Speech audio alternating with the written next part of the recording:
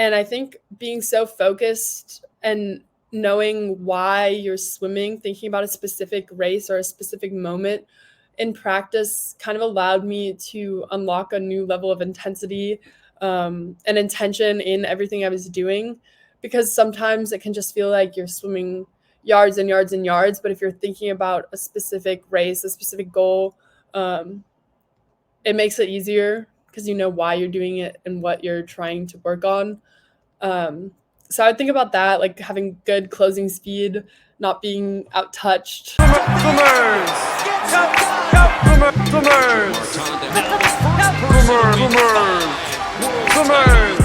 Take your marks.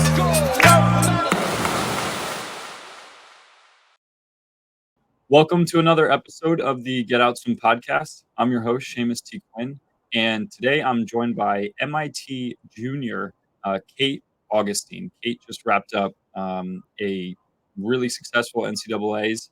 She is a two-time national champion, both in the 100 back and the 200 backstroke, also the national record holder in the 100 backstroke.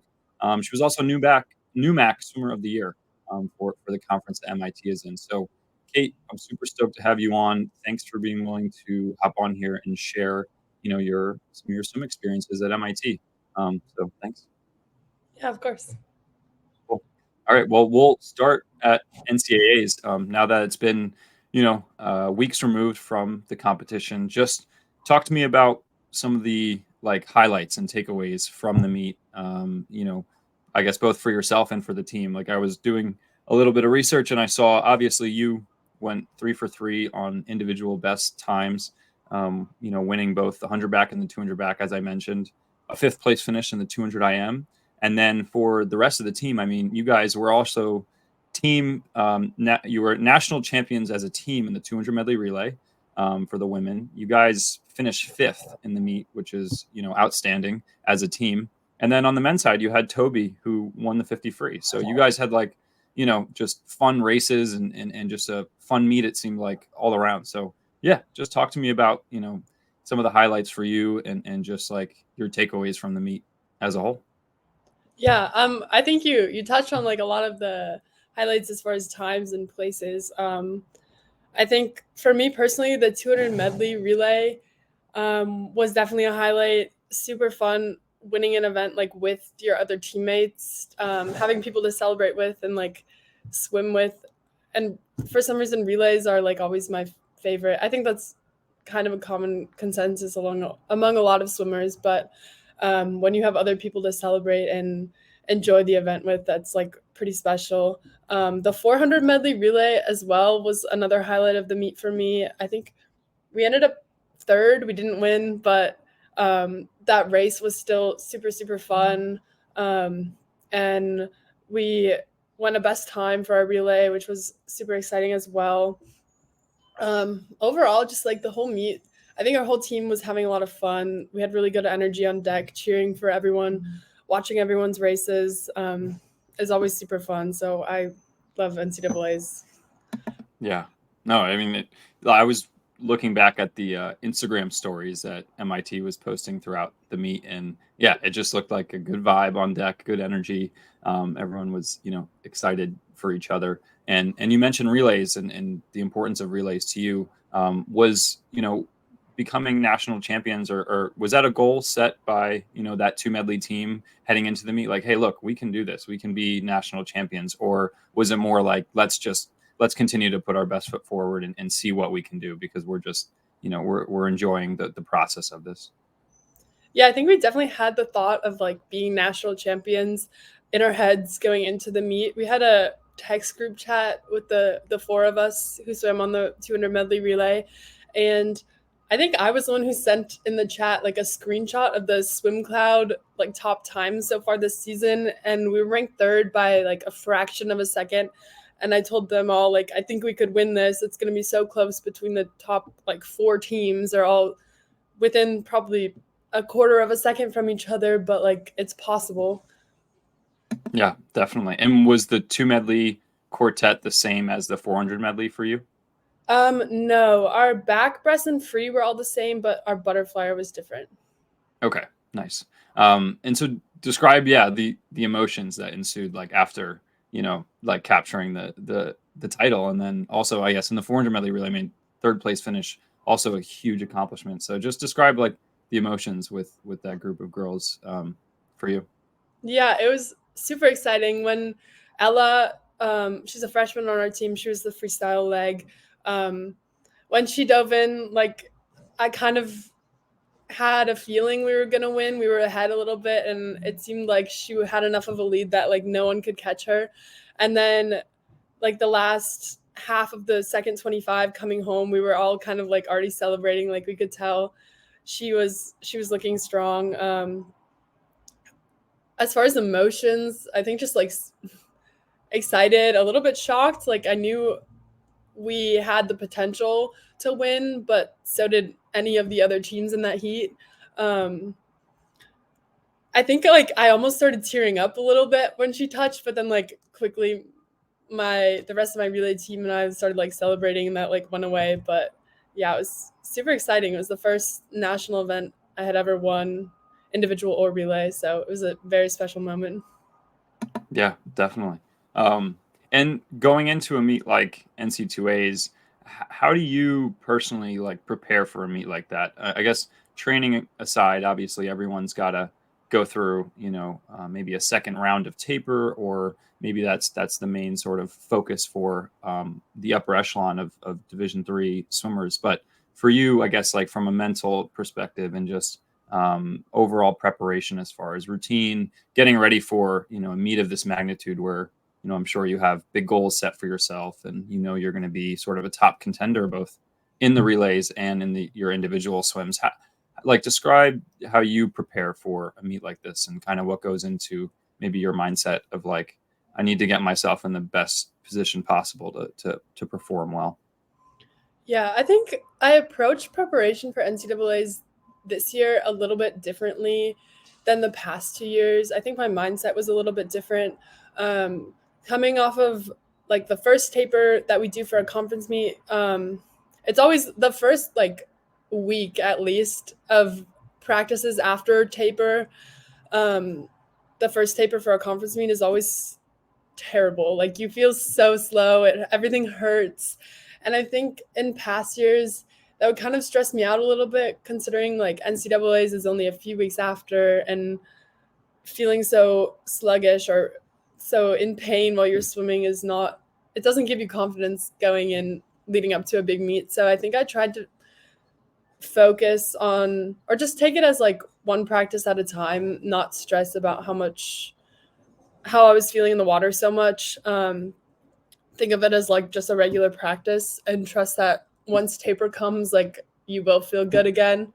Um, I think also in past years, NCAAs is kind of like the big end, like it really is the final biggest meet of D3 swimming. So I think you can feel a lot of pressure, a lot of anxiety. And this year I tried not to let that get to me as early. Like throughout the weeks leading up to NCAAs, try to just stay calm and not be too excited, too nervous too early, because I think sometimes if I have too much anxiety, too much excitement too early, by the time the meet comes, you can kind of feel worn out and tired already, if that makes any sense. So it's trying to just be Yeah. calm and like let the excitement and nerves get to you like once you get to the meet.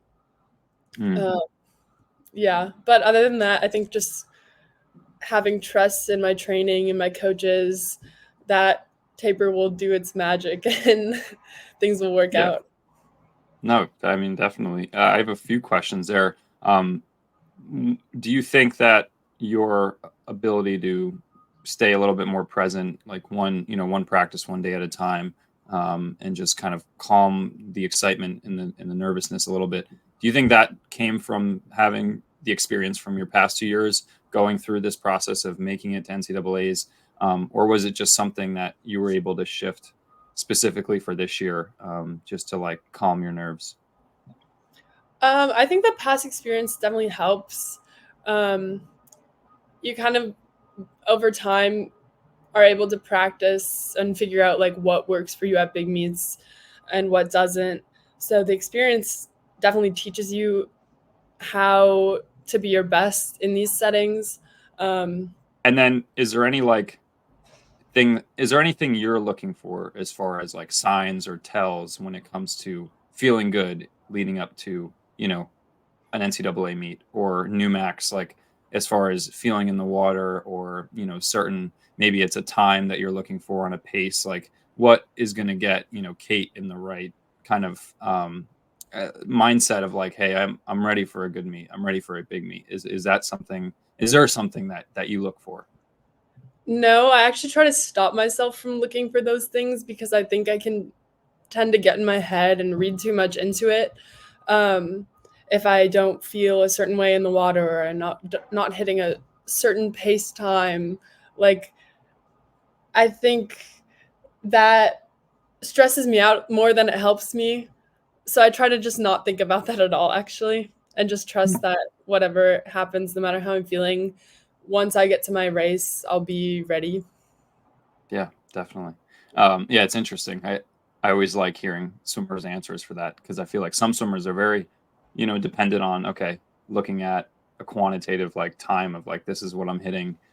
This is going to give me confidence, while others, maybe like yourself, are trying to focus less on that and just, take it each race at a time and not worry so much on your feeling beforehand. I feel like that was something I kind of struggled with. I would always be back and forth. So cool.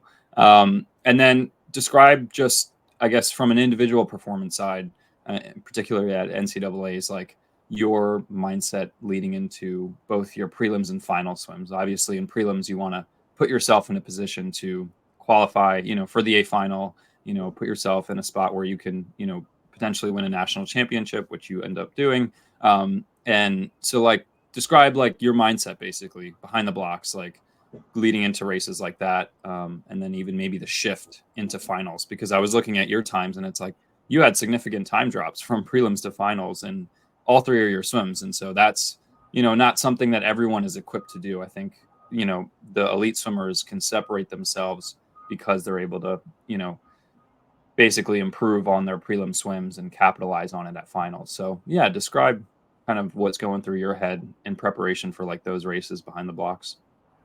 Yeah, I think for some reason I always perform better at finals. I think prelims, it's kind of something I want to work on for next year, like being able to swim faster in prelims. Like in the 200 IM, I think I barely made the A final. I like snuck in at eighth. I was scared I wouldn't make it, and then luckily I did. But just trying to get up and go, be more excited, be more focused in the morning is something I want to work on. But I think usually in the morning, my mindset, like I know at NCAAs specifically, like I know I have to go fast in the morning to make it to finals. At like our conference meet or other meets, that might not be the case. You can kind of like cruise a little bit in the morning, save up some of your energy, your soreness, so you don't feel so dead in the afternoon, because these meets are long and very draining. But at NCAAs, that's definitely not the case. Finals, however, I think it's the environment, especially at NCAAs. Being in the ready room, having the walkout, like hearing the announcer announce everyone's name, seeing your entire team standing, like MIT was right on the edge of lane. I don't know if it was 8 or 1, but we were right on the edge of the pool. So like looking over, seeing them all standing there cheering, just the whole environment gets me really excited, really nervous, but in a good way. Kind of like hypes me up. And so I think that's like part of the reason I perform better at finals. Pre-race in the ready room, I like to have loud music in my headphones. Like sometimes I'll just close my eyes, not think about anything else. I don't like to look at the other people I'm racing.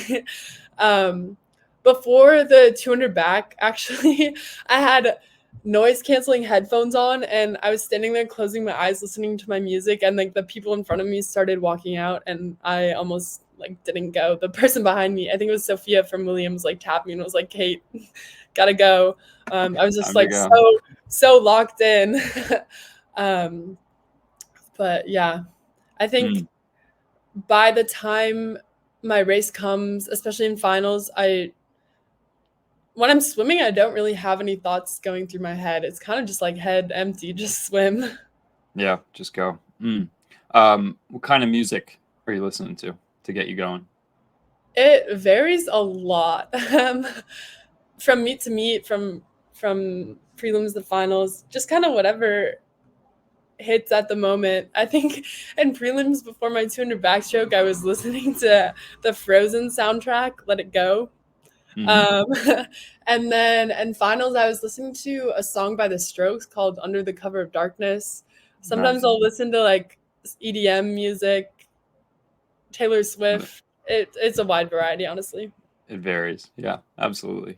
Well, that's great. I appreciate your insight there. When it comes to just maybe the in between, like the routine of the meet for you, like what's important because you mentioned like it's a long meet, right? Like NCAAs, NUMACs, those big conference national championship meets. They're long meets, and so what's really important for you as far as just the in between time to get yourself ready.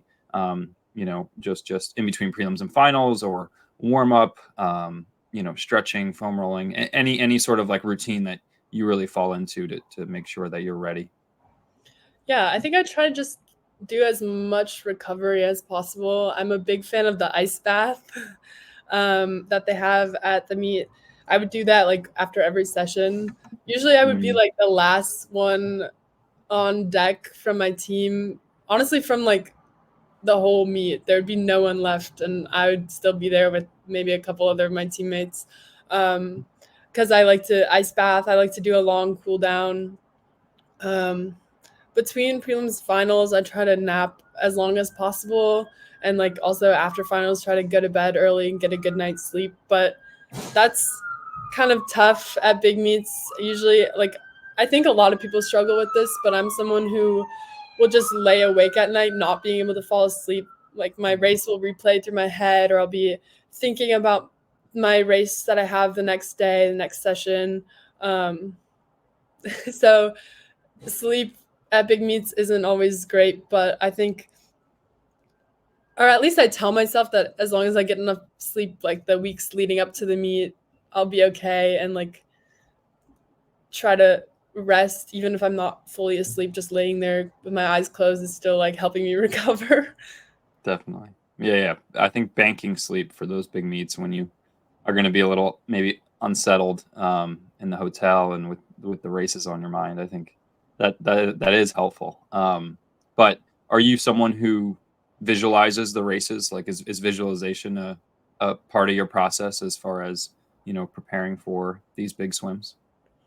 um I don't personally do a lot of visualization. Our team did it a couple times in like taper leading up to the meet. We would do it as a team, like lay on deck and visualize our races. Um, but aside from that, I don't really do it on my own, except for unwillingly when I'm trying to fall asleep. I just well, Yeah, it'll be playing through my head. definitely. Yeah. Yeah. Mm, cool. Well, tell me a little bit about this. Like, what are maybe some helpful messages or words or just kind of cues that maybe your coaches like have given you throughout this season or seasons prior that help you? Like I think the importance of your coaches on the pool deck with you and just having them with you the whole season, sort of orchestrating everything that goes into the preparation leading into NUMACs, NCAAs, these pinnacle swim meets. So yeah, if you could describe like any sort of messages, words, or things that you kind of keep in mind from your coaches that sort of help. Yeah, I think our coaches have a couple of like key phrases they like to say. Like Meg, our head coach, always says, the better the energy, the better the outcome, which I think is true. Having good energy as a team on deck helps everyone get excited. Um, Before my races, personally, every time I talk to Meg, she'll tell me something along the lines of probably keep my tempo up, like go out fast, because I think typically I'm more of like a back half swimmer, so trying to have like good speed going out. She'll tell me also just to have fun and be confident. Those are like I think she's learned, and this is probably true for actually, maybe it's not true for most people, but I'm someone who like can't be too nervous, can't be like angry. I just have to be happy, having fun to swim fast. And I think she'll always remind me of that before I swim. Our new assistant coach, AJ, he has a phrase he always would say, the hay is in the barn, it's time to eat. And we kind of took that, thought it was funny. Our team would say that a lot, kind of just remembering that like the hay is in the barn, as in you've put in all the work, now it's time to just let it show. Yeah. Those are great. I love it. Yeah, the hay is in the barn. That reminds me that that's something my varsity coach would tell us. He'd say, you're every practice, it's just like putting more hay in the barn, and then by the end, you have all that hay that you need. So, just using that analogy, I think is fun. That's great. I'm curious, like as far as preparing for a race strategy, like you said, Coach Meg coming up to you saying, "Hey, you need to be a little bit more up tempo." That made me think of, the race strategy going into, a race like the 100 back or the 200 back. So what did you do in training to prepare for, how you wanted to execute your race in the 100 back and the 200 back or 200 IM? Like describe maybe the strategy that you wanted to implement in those races, and if you thought that it paid off, because I mean obviously place and time wise it seems like it did, but from your own perspective, like did you feel like you were able to pull off the race strategy that you were hoping for? Yeah, I think my main focus was just being able to like hold good speed throughout the whole race for both the 100 and 200 backstroke. In practice a lot this year, especially like during backstroke sets specifically, I would like imagine myself in my race, like the last 50 of the 200 backstroke, like imagining a swimmer right next to me, like last year in the 200 backstroke, being second by like a fraction of a second, I think was a big motivating factor going into this year. Being so close, I realized I could actually win an NCAA event, like it's possible. So I would think about that race specifically a lot. And I think being so focused and knowing why you're swimming, thinking about a specific race or a specific moment in practice kind of allowed me to unlock a new level of intensity and intention in everything I was doing. Because sometimes it can just feel like you're swimming yards and yards and yards. But if you're thinking about a specific race, a specific goal, it makes it easier because you know why you're doing it and what you're trying to work on. So I would think about that, like having good closing speed, not being out-touched. And yeah, I think it worked. Paid off. Definitely. I love it. Yeah, having a little bit more of an intention when it comes to those practices. I love that part you added about actually like imagining yourself, in a race sort of simulation when you're in practice. That's really cool. When it comes to underwaters in backstroke, are you emphasizing underwater dolphin kicking on your backstroke, or is that something that you use to your advantage? Yeah, I think I try to use it to my advantage. It's something I've worked on in practice a lot the past 2 years, honestly. And I think my underwaters have improved a lot. So I try to take advantage of that as much as I can. Spending time underwater, like less time you have to spend swimming. And Definitely. if you're good at it, you might as well use it. I think my turns themselves need a little bit of work. They're not great, but the underwaters, yeah, I try to Was use there it. was there a specific kick count you were looking for on the walls in the 100 and 200, or are you going based off of feeling? Kind of based off of feeling, honestly. Yeah, because that was something I kind of went back and forth. I was a backstroke swimmer too, and so I would always kind of have a kick count in mind. But then once you're in the race, you kind of want to shut off your brain, and so I think I would go based off of feeling. But it's interesting listening to swimmers now, through podcasts or different conversations that I overhear. I think what's cool is that like if you obviously you want to shut off your brain when it comes to the race. So if you practice like a specific kick count over and over and over and over again, that's just going to become what your kick count is. You don't even have to think about it. And I kind of had that thought, like, I should have practiced that a little bit more. But when it comes to kind of what makes like the MIT swimming and diving program just unique and just like helpful for you, because I was looking at some of your times just coming into college, and you've made huge leaps, like especially in those three events, like 100 back, 200 back, 200 IM. It's not like you were a NCAA type of or NCAA champion type of swimmer coming right out of high school. There are a lot of both male and female athletes who right off the bat they're going to be really impactful swimmers based off of their times coming out of high school. And it seemed like you were in a great position, but you've just made huge leaps. And so just I guess my question is, like, what do you attribute that to as far as, these 3 years being in the MIT swim and dive program? Yeah, I think there are multiple factors. My freshman year, coming off of the pandemic, I hadn't been able to compete in meets or train seriously in like a year and a half. So finally being able to do that again, I think like there were big time drops between my senior year of high school and my freshman year of college, just because I hadn't had the opportunity to race in so long. Then continuing forward, I think I probably attribute it to, well, this is kind of like what everyone says in their NCAA interview when they ask, like,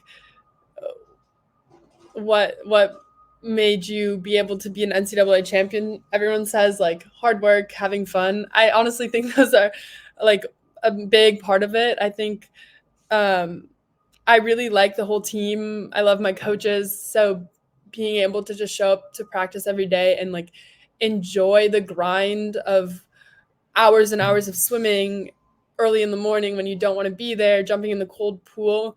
If you can find a way to like have that be something you look forward to, it makes the grind a lot easier. And I think like I've found that with the MIT team.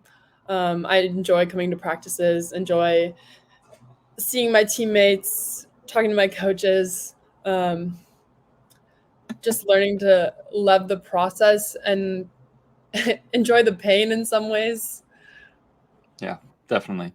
And you're describing like just having fun, enjoying the process. I think a lot of that, is attributed to like the team culture, and just having a good team culture, being supportive of, both the men and women, in a combined program like you guys have. So yeah, describe maybe like the team culture at MIT and how that's like helped you, just, have the success that you're having. And it could be specifics like team traditions you guys do, or things that you do outside of the water that really helps, not just the swimming. So yeah.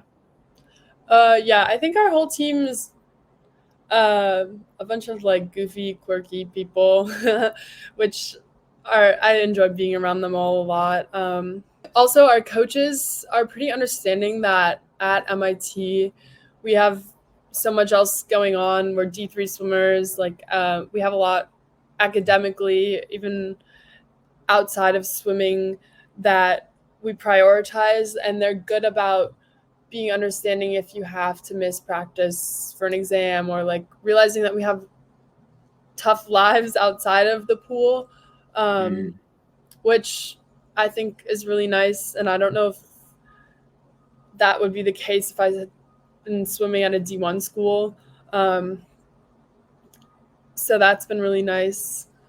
Team culture, we have some like team events that we do every year. We have class dinners where one of the classes will cook dinner for the rest of the team. We have like a certain budget, and that's always fun, seeing the interesting food that gets made. Yeah, I think our team overall is pretty cohesive. Like having a men's and women's team combined under the same coach is fun, and we're pretty close with all the divers too. Um, Yeah. Do you find like training with the men and vice versa, the men having to train with the women? And I guess I'm assuming that you guys have the combined workouts. I don't know if you separate it, but do you think that helps elevate your level of swimming and the team's just like level of camaraderie in swimming? I think it definitely does. For me specifically, I really like training with the guys, especially during IM sets. The IM group is usually pretty small. I feel like IM sets are always notoriously difficult, so no one wants to do So them. hard. Sometimes it'll just be like me and a couple guys, or me and Natalie Tang. She's also an IMer on our team. It'll be like us and a few guys. And I think swimming with the guys, they always go on the faster interval, and like seeing their confidence of like, yeah, let's go on the faster interval. Sometimes that helps me to be like, okay, I'll go on the faster interval with you guys. Whereas if I was just doing it by myself or with a group of just girls, we might decide to do the second interval, like the slower option. Mm, right. So I think training with them definitely pushes me to push myself, try things I am definitely capable of, but maybe wouldn't do on my own. It's also fun racing the guys in practice, um, trying to keep up with them. So yeah, I enjoyed a lot. Definitely. No, I love it.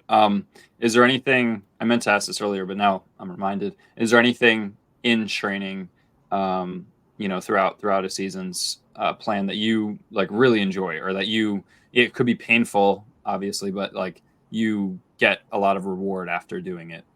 It could be like, yeah, specific set or just like a specific part of practice. Yeah. Um, During like January training every year, we do something called efforts every Mm, Wednesday. So we start with like 5 efforts, and they call them efforts, but basically it's just a race like off the yeah. blocks. Um, and like January is our most intense segment of training for sure. We have doubles almost every single day, whether it's like Mm, lifting or swimming doubles, some sort of double, and everyone's pretty beat up, pretty tired. But Wednesday mornings we would do efforts, and sometimes it would be like a straight swim, sometimes it'd be broken, but like racing, um, when you're so tired, so beat up, can be hard, especially like when you see your time or you hear your time afterwards, and it's like pretty slow for how fast you felt like you were going, or how hard you felt like you were trying. Um, mm.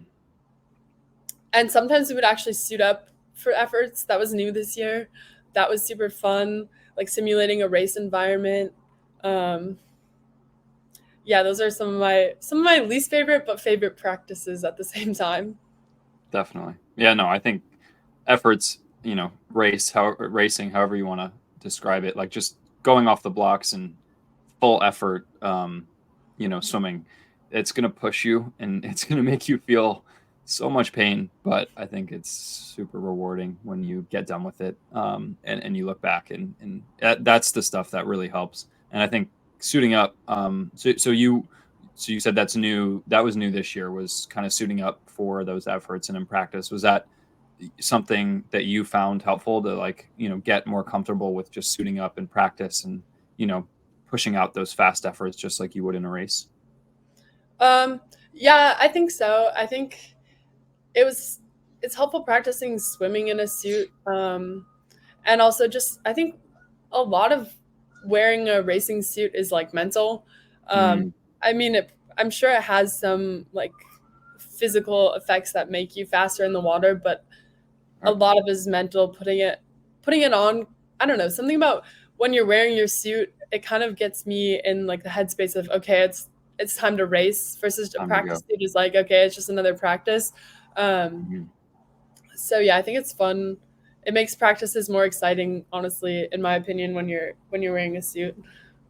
Definitely. Yeah. No, that's great. Are you do you guys have music going during practices? Like, what's that environment like as far as being on the deck during a practice? Is there music going, or, the coaches enthusiastic, loud, excited for you? Is there banter in the water? Like, describe that kind of environment.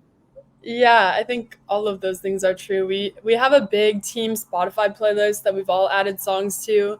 Mm, Usually, I think that plays on shuffle during practices. Sometimes our assistant coach AJ he will cue songs, control the aux. The music this year, especially, I feel like has been good. Um, the coaches, yeah, are pretty like try to be pretty energetic, vocal, especially during like the efforts that I was talking about. mm. Um, Try to cheer a lot, get everyone excited when they're maybe tired or don't want to be there. Um, I think our team does a good job of like trying to hype each other up, having good energy at practices, um, just being goofy, like not taking things too seriously, but still taking it seriously enough to like work hard and go fast. Um, I think it's a good balance. Talk to me about the strength training that you do at MIT. Is there, certain exercises or things within, your strength and conditioning program that you feel like has really complemented your swimming? Yeah, we have a specific strength coach. He isn't like involved with any of our swimming. He's just like our lifting coach. Mhm. Um, and we lift usually twice a week in the mornings. Um, I don't know. I can't say there's like one particular exercise that I feel like has worked really well or translated well, but I think just like overall strength training has been good to like help me build power and explosiveness to translate to my swimming. In high school, I didn't do a lot of lifting at all, so I think that's been helpful and allowed me to continue improving in college. Nice. Yeah, definitely. I think strength training when you're in a collegiate program is super impactful for your ability to just perform better in your actual swimming. So yeah, I always find that interesting. Well, I want to transition maybe away from the swimming side, just as far as being at MIT as a whole. What really led you, going back in high school to want to pursue being at a school like MIT, and then also seeking out, being a collegiate swimmer at such a, well-known and accredited, obviously academic institution like MIT. Because, like you said, maybe if you were in Division One, you just wouldn't be able to accomplish and do the things that you wanted to do on the swimming side. So, yeah, just what was the whole sort of process for you like there? Yeah, I think the pandemic definitely made me realize that I really wanted to continue swimming. Once everything was shut down and I couldn't train, it was kind of it made me realize that I really love swimming, that I really miss it, that it's something like I want to continue doing. Um, and as far as MIT, at first I was kind of skeptical of MIT. I didn't really want to go there. I was hesitant to even like apply. My mom encouraged me to fill out like recruit questionnaire online, and that's how I initially got in touch with the coaches. I think I just had an idea or a stereotype of what MIT was like, what the students were like, that didn't really fit with where I wanted to be or how I saw myself. I was worried I wouldn't have like a good social circle, wouldn't be able to like click with the people here, make friends. Um, but I found that's definitely not the case. I think throughout talking with the coaches, meeting the team when I was like being recruited, um, kind of changed my perspective on that. I think once I got into MIT, it was kind of like an easy decision. How could I not go to MIT? It's such an amazing school, has so many cool opportunities. I was talking to a lot of other D3 swimming programs, um, and I almost went to Williams. I almost committed there, but then I didn't. At the end of my recruiting process, it was like really between MIT and Williams. So Mm, I ended up choosing MIT, and I really can't imagine myself anywhere else now. I think it's the right place for me. But yeah, no, definitely. And what are you studying at MIT? I'm studying bioengineering. Nice. And is there kind of a career path or stuff that you've already tried that you're already taking an interest in? Um, Currently, I think I want to go to med school. It's not like 100% sure. Um, I have to plan like when I want to take the MCAT and figure things out soon because I'm a junior. But Mm, that's the current plan.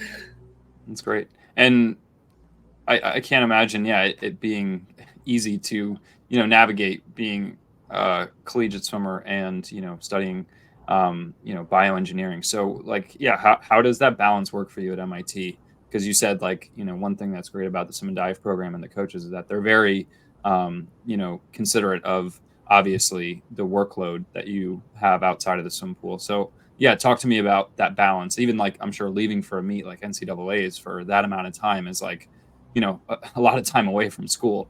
So yeah, just talk to me about how you navigate that, how you balance that. Yeah, that's always a hard question because I don't really know the answer.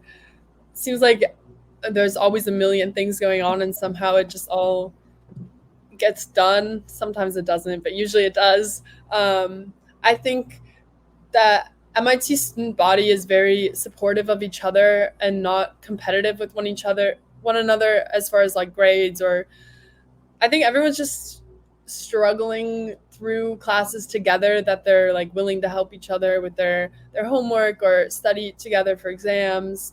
Um, there's also like upperclassmen who are always willing to help if you're struggling with the class that they've taken before. Um, Mm.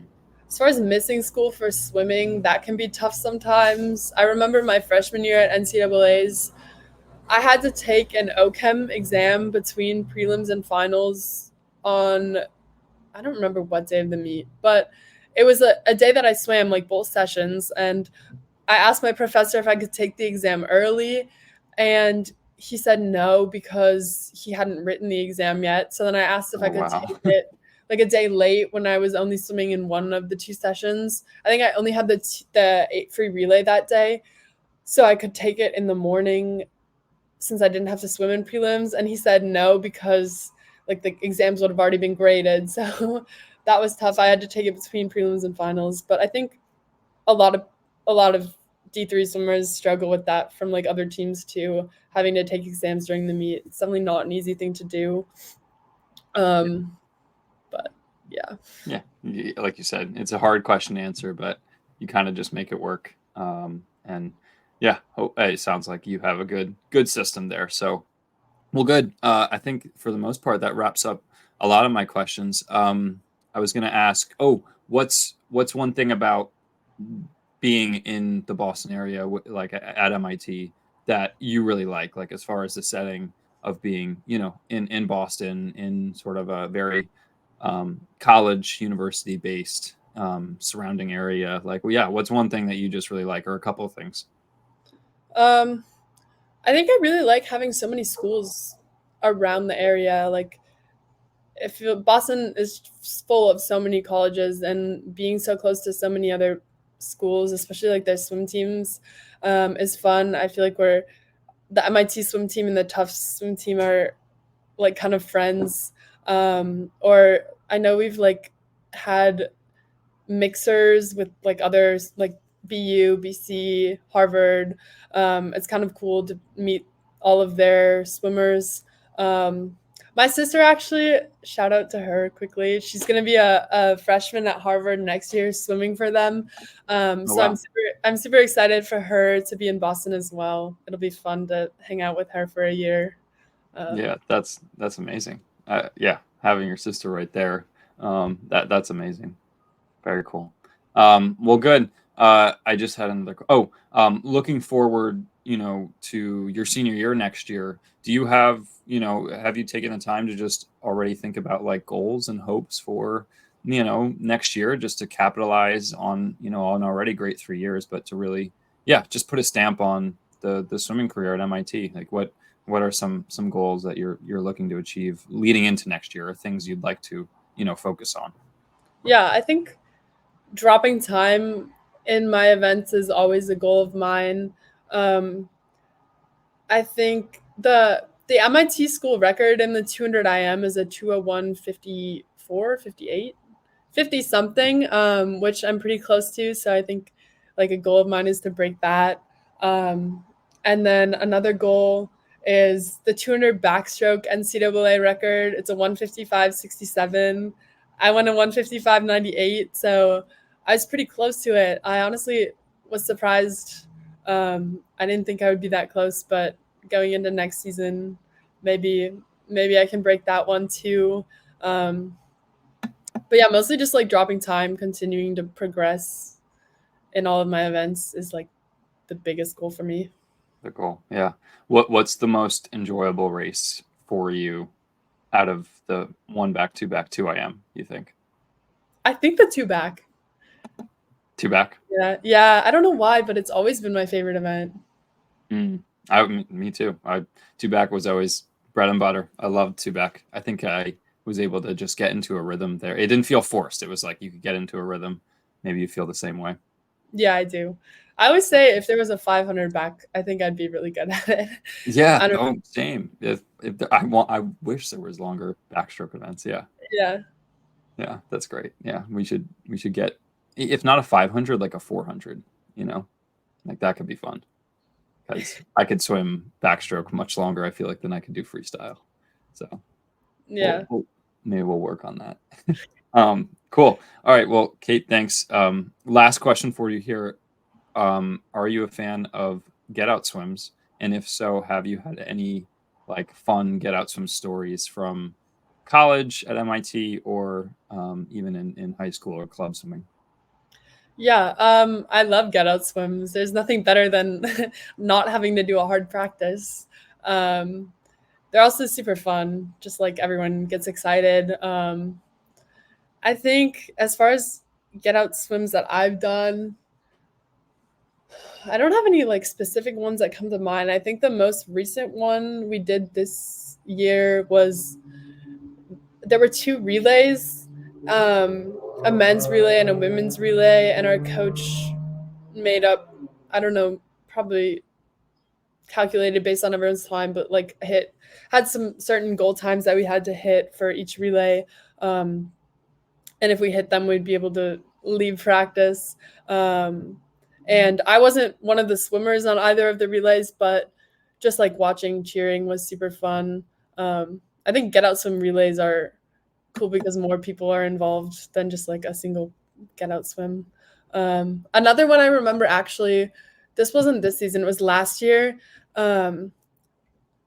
We had 6 women and 6 men who each had to do 100 free under, I think the women all had to go under 57 maybe, and the men all had to go under a certain time. I don't know what the men's time was. But I was one of the swimmers on that, and that was pretty fun. I think, That's awesome. yeah, get out swims. I love get out swims. Like you said too, like yeah, you get more of the team involved. That always makes it extra special as opposed to just one individual swimmer having to reach a time.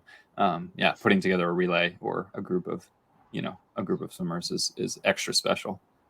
So I love it. Well, Kate, thanks so much for joining me. I appreciate you being willing to hop on here, share some of your swim experiences at MIT, and yeah, I wish you the best of luck moving forward, heading into next year. And yeah, if there's anything else you'd like to add, now's the time. Yeah, I don't think I have anything else to add. Sounds good. All right, thank you, and yeah.